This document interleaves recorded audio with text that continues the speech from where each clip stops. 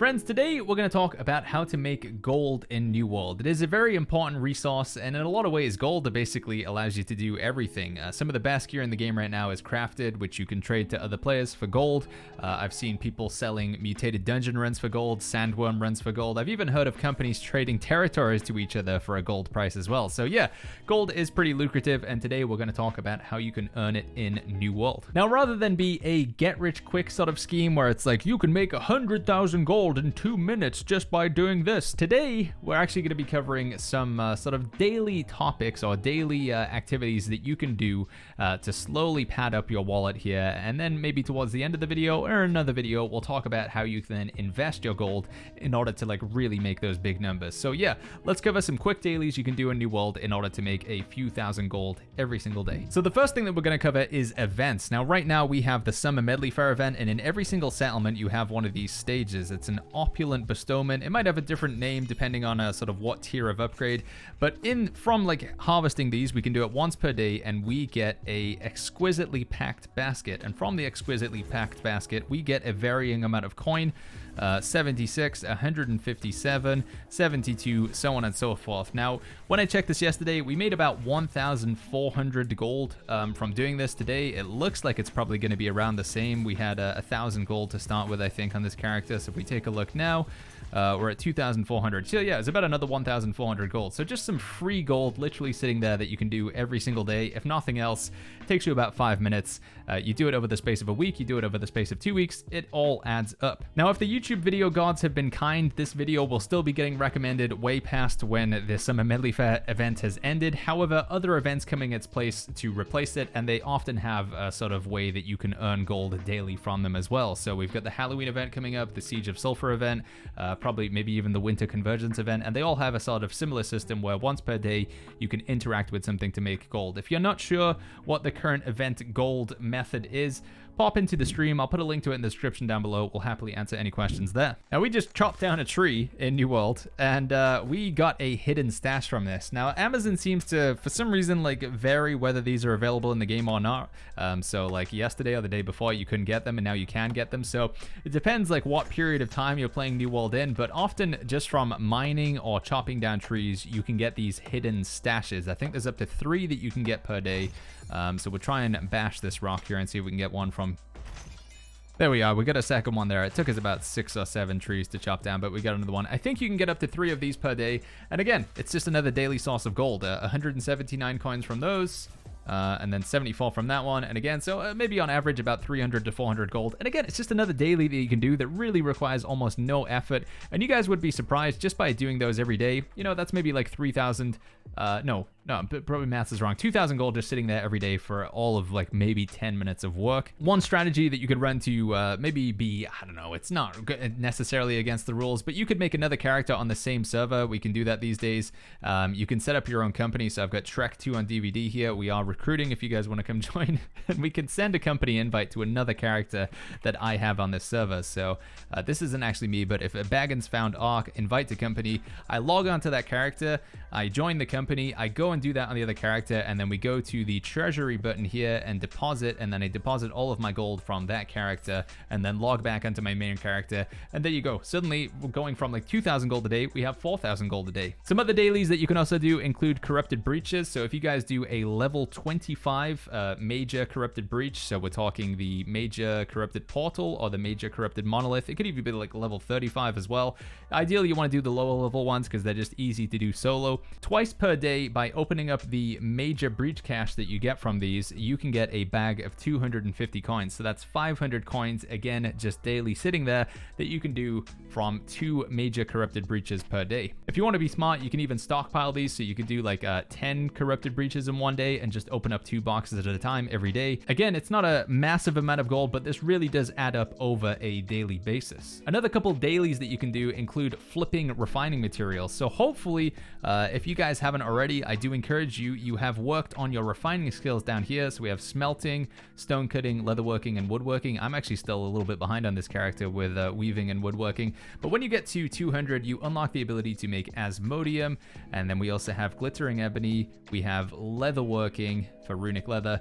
and we also have Phoenix Weave down here as well. Now, what I found is when you go to the crafting stations, they require a certain amount of materials. So runic leather, I think, is the example that was shown in the video here, where we have smolder hide, scar hide, and infused leather. And what I found on this server in particular, on Isabella, is I could buy 50 infused leather, 10 scar hide, 10 smolder hide, which is the amount of required materials in order to make the item. And then by making the 10 runic leather, I could then sell them back on the trading post for more gold than it cost me to buy the materials. And that is because these items have a daily limit. You can only make 10 runic leather and 10 asmodium per day. So you can effectively think of this as like selling your cooldowns. It is something that you might see people advertise in chat on occasion, but in this particular instance, we're taking a look at the maths here. I wrote this down. It cost me 430 gold to buy the scar hide, smolder hide, infused leather. And then we sold our 10 runic leather for 712 gold, so we made 281 gold profit.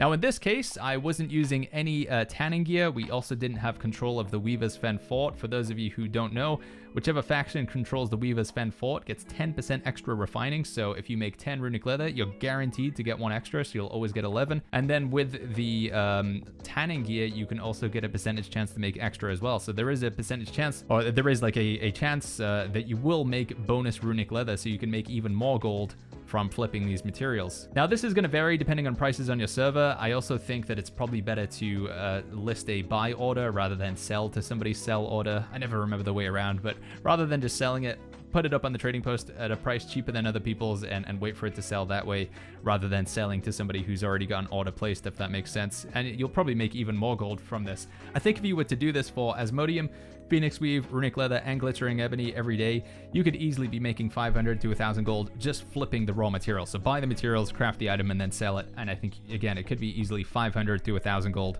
per day. The last daily that I want to cover is faction missions. So you guys may not know this, but when you go to your faction vendor, up in the top left, there is actually a 3 out of 3 daily bonus multiplier, and I believe this is either 5 or 10 times the gold reward that you would normally get. So just by doing 3 faction missions every day, you can make potentially 400 to 500 gold, depending on which faction missions you choose. Now in this example here, I chose to do 2 Requarter PvP faction missions and then 1 normal PvE mission. I think I probably chose pretty poorly because these took quite a while to do. But again, getting that 10 times daily multiplier on the gold, I think is a no-brainer. Some of the faction missions have you go close a corrupted breach, so you can even kind of 2-for-1 this, where you close a corrupted breach, you get the major breach cash to get the lost sack of coins, and then you also hand in your faction mission. And again, doing this every day in conjunction with the faction missions, in conjunction with the portals, in conjunction with the summer medley fair or event, could probably have you earning about 3,000 gold a day in like less than 30 minutes. All of these could be done on a second character on the same server, which you could then again pool into your company treasury, potentially making 6,000 gold a day for very minimal effort. Obviously, you will have to have the refining maxed out on both characters though, but I really can't stress it enough. If you just do these every day for like 10 days straight, for a month straight, suddenly you're going to be looking at quite a lot of gold sitting around in your bag. Now, if you have a little bit more time than 30 minutes a day and you want to expand this strategy to maybe get a little bit more risky, it's not a guaranteed source of gold, you do have the chest run in Brimstone Sands. So when I get the time, I like to go open the acid pool chests in Brimstone Sands. Now, there are a couple of prerequisites here. Brimstone Sands, you probably want to be level 60. If you're not level 60, the mobs are going to hit you very, very hard. In order to access the chests, you actually need to unlock the glyphs. So in your journal, you can find what is it called? I think it's called the Ancient Glyphs, and you will need to unlock basically all of these in order to interact with the chest. If you don't have the glyph unlocked, then you simply can't open the chest. Now, the good news is the glyphs are pretty easy to find. You can do this solo and is sort of part of your journey quest for the season pass as well. In the description down below, I'll put a link to New World Database that has the location of all the glyphs there. There's also various YouTube videos of people covering the locations as well, but this is something that you definitely want to do for character progression and as a way to make gold going forward. One of the prerequisites that I would recommend you go for is a powerful incense. This is a rare sort of food attribute buff thing that you can consume, and it gives you increased resistance to corruption and blight and acid for 30 minutes. The reason behind this is because, as you might have guessed, a lot of these acid pool chests are located in acid. If you stand in this stuff for too long, you're going to find yourself taking tremendous amounts of damage and probably going down. So popping a powerful incense can keep you safe. On top of that, you also want to make sure that whenever you're opening the chests, you jump on top of them. This can be a little bit awkward sometimes, but I find if you come from the side of the chest and you hold down block with your weapon as you jump, it is a lot more safe, and you know, you won't just like leapfrog over the chest back and forth. So yeah, getting on top of the chest while you open it with a powerful incense and discovering all of the glyphs then gives you access to do this little chest run. Now, a good map for this is eternamap.gg. This is sort of a it's a blank canvas where players can create routes on the map to show, you know, their preferred areas that they go for chest runs. And there's actually quite a few acid pool chest runs that people have made on Eternam map, so this is going to be a great resource to follow. If you're not familiar with the route and you're not sure where to go, this will show you all of the chests and the order in which players hit them. Now, the big ticket item that comes from these chests are golden scarabs. The price of this is going to vary from server to server, but it's usually around about 1,000 gold. So if you can get one golden scarab out of the maybe 20 to 25 chests that you're going to open during this run, that is potentially about 1,000 gold in 30 minutes. I think the chest run in total took me about 30 minutes, and if you get one golden scarab, that's 1,000 gold there. Potentially, if you get 2 or 3, then you're doing really, really well. But for me, I usually find that I average about 1 a day. It's only a 5% chance that it drops from the chest, so it's not super likely. But this can also be a great source of getting expertise at the same time. So if you're leveling up your expertise as a fresh level 60, doing these acid pool chests can sort of be 2 birds with 1 stone, where you level up your expertise and you also make gold. These chests do have a 24-hour cooldown, so you can only they reset at 5 a.m. server time, so you can only do them once per day. But like with the rest of it, this is a great daily activity that you can run in. And again, if you get 1 golden scarab per day, factoring in the gold that we made from the previous activities with the then golden scarab acid pool chest run, we're looking at about 4,000 gold you can make in 1 hour now. And again, if you double this up on your characters, because the chests and the cooldowns are all independent to your character, you could be looking at 8,000 gold in 2 hours, which you can then pool into the company treasury. And suddenly, just 2 hours of gameplay every day for 10 days straight is 80,000 gold, which is not bad. But again, this golden scarab strategy is a bit RNG. It's not guaranteed that you'll get it, but they can be quite lucrative, and it might even be worth holding onto them to see them go up in price as the Season 3 expansion comes out. If you guys have any additional time after the hour that it would take you to maybe do the acid pool chests and do the medley fair, portals, refining flip, and faction missions, other activities that I would recommend for making gold just include gathering, basically.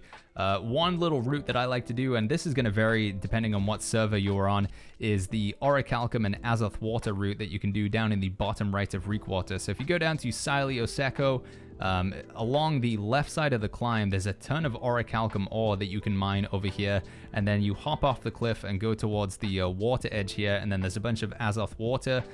So you just start gathering that, maybe doing a little bit of skinning while you're waiting for the Orichalcum to respawn. Then after about 10 minutes, you get back into the climb. The nodes come back up, you hit those, and you just rinse and repeat, doing a circle around this area. Azoth water and Orichalcum ore go for a decent price on the server. At my maths, I worked this out to get me about 2,200 gold an hour, so it's not insane, but it's fairly steady. However, it is going to depend on how many people are playing on your server and, you know, how busy some of these areas are. Outside of this, there's a bunch of different routes you can go for star metal, weirdwood, even just chopping trees. All of these activities can be worthwhile.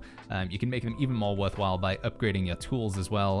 On this in this recording, we only had purple tools with low gear score, but if you have legendary tools with fire alignment, earth alignment, you can be making even more money from those from that extra moat chance as well when you gather. So yeah, that is gonna do it for the video. I don't think I want to put too much information in here, because I think this is like the basics of the fundamentals, you know, how to just make a steady amount of gold every day. I know you guys might be thinking like, oh, Baggins, I thought you were gonna give us the secret of how to, you know, how do you have like 300,000 gold?